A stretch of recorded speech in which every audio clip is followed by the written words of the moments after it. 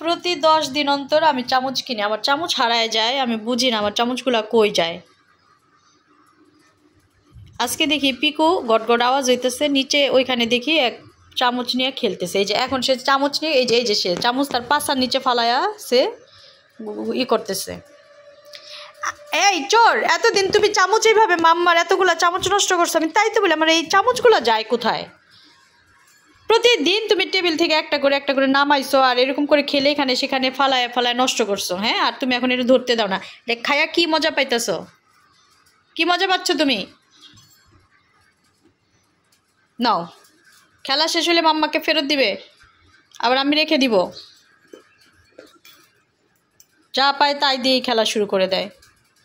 ওর খেলতে কিছু লাগে না, ওর খেলতে কিছু একটা হইলেই হইলো, আর কেউ সাথে থাকলেই হইলো, বিশেষ করে তার মাম্মার সাথে থাকলেই হইলো, সে খেলবে, তাই না? বাইরে বাইরে অনেক আবহাওয়া অন্ধকার করে আসছে, বৃষ্টি নামতে পারে।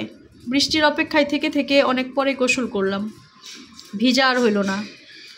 আজকেও বৃষ্টিতে ভিজতে পারলাম না।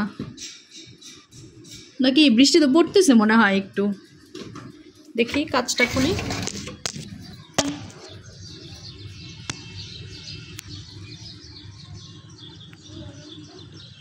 হ্যাঁ, বৃষ্টি হচ্ছে, একটু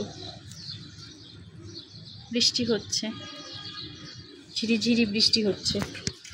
পিকু বাইরে যাবে?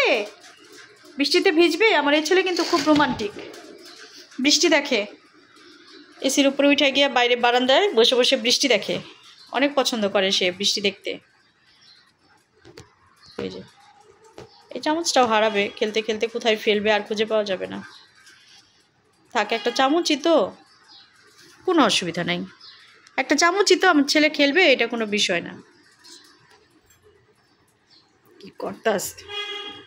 কি করতাছে পাগলটা, কি করতেছে?